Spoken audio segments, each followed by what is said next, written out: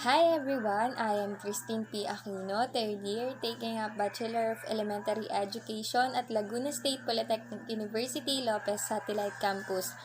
I created this video for the partial fulfillment of course subject PROFED7 Learning Assessment 2 to my instructor, Sir Rigoberto B. Niberio. In this video, I will share to you my website and its content. The first section of my website, you can see my autobiography. What is the content of my autobiography? It is all about my personal information, includes my family, friends, and also my school. Let me read it to you. I am Christine P. Aquino and I was born on 29th of December 1999 in Calawag, Quezon. My parents were Yolanda Aquino and Manolo Aquino. I lived to my parents' home. My mother was 64 years of age. My father was 62 years of age. They are the one who is supporting me in my studies right now. They have been working because of COVID-19. Now, let us proceed to the next section of my website, which is entitled My Video Lesson. What is all about my video lesson? It is all about process-oriented performance-based assessment task designing. Now, let's watch my video lesson.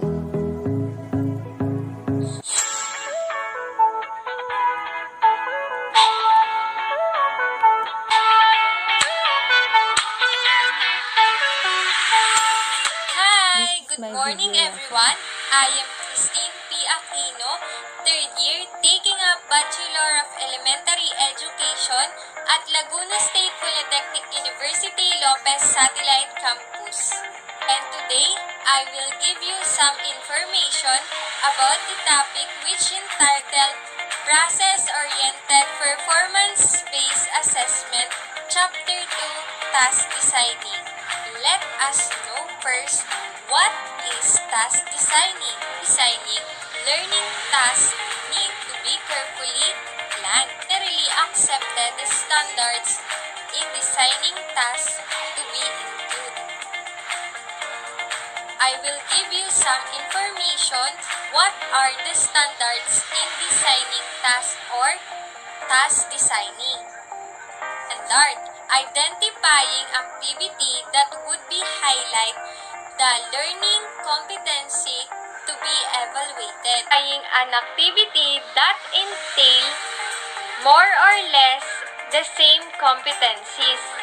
Standard number 3: finding tasks that would be interesting and enjoyable for the students. Your task design must suitable for the learning competency of every learners.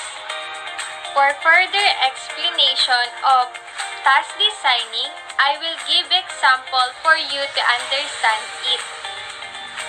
Example for task designing, your topic is understanding biological diversity, possible task design.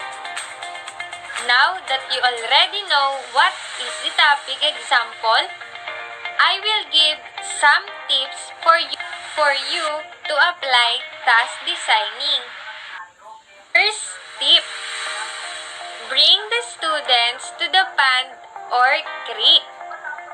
Tips: ask them to find all living organisms near to the pond or creek. Third tip: bring them to the playground and find as many living organisms that they can find. Before I end this video, I will give you quotation coming from Bernard Bull. When it comes to the design of effective learning experiences, one proactive question is worth 100 proclamation by Bernard Bull. Always remember this, as future educators in designing tasks, we should remember this. First, it should be suitable for the learners. Next is, it should be interesting. And last is, it should be enjoyable for our learners' competencies. I hope you learn from this video. Until next time, see you and thank you. God bless everyone. That's all for my video lesson. Now let's move on to the next section of my website, which entitled My E-Class Record. Now let me present to you. This is my E-Class Record.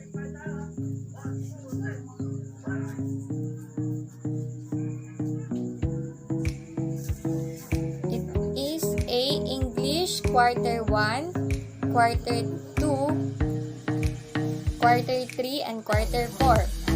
And here, as you can see, there are 5 males and 5 females. Now, let's move on to the next.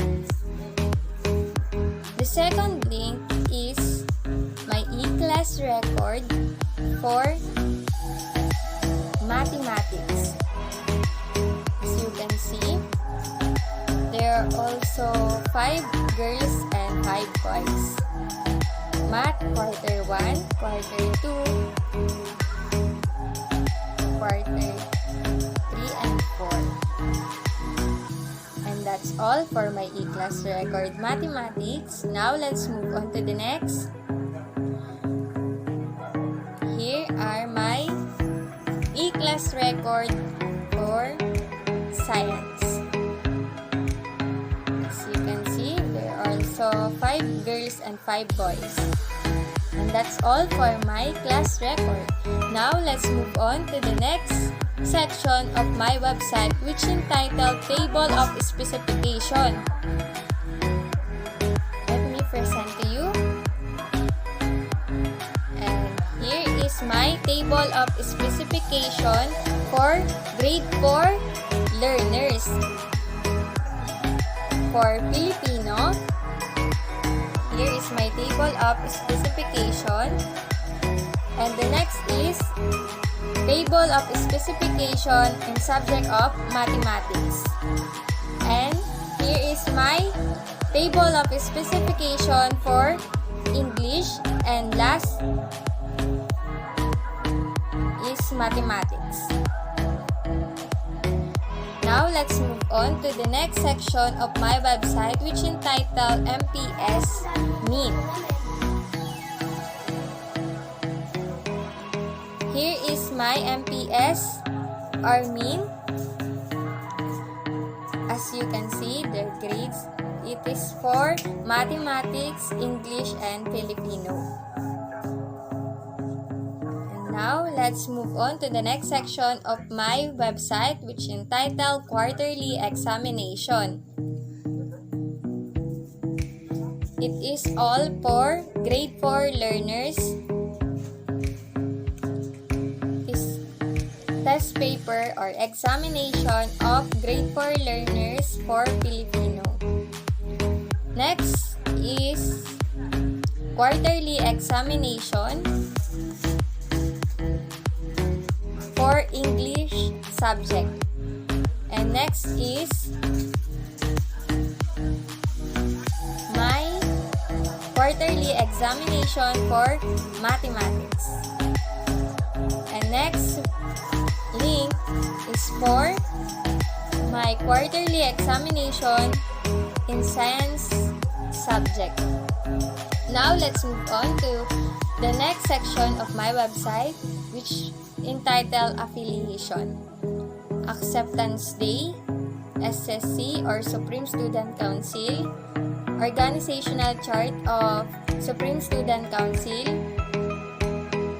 Leadership Training Program, this photo when we are first year, and this photo is when we are conducting our send-off for our upperclassmen. This photo where when we are first year, that was our first class picture. This is my co-officers, Supreme Student Council. when I was do my micro-teaching. SSC, send off, Pamaypayan Festival, acceptance, Valentine's Day.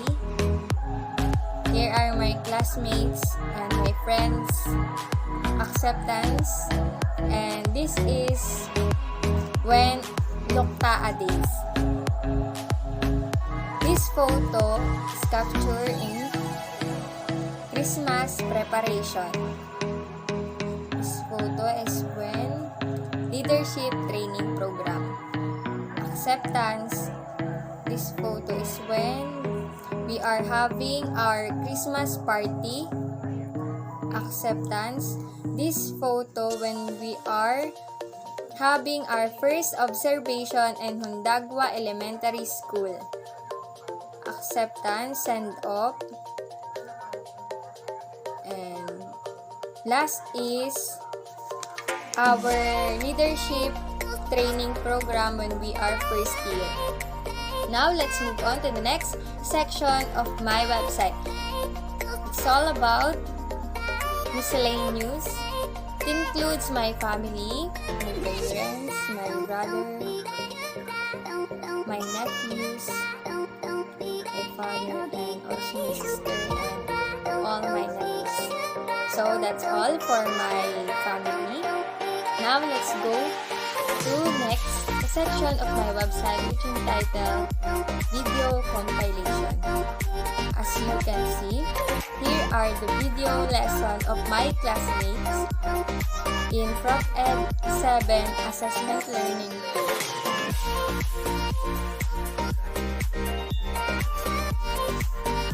For B.Ed 3rd year. Now, let's move on to the last section of my website, which is entitled Disclaimer.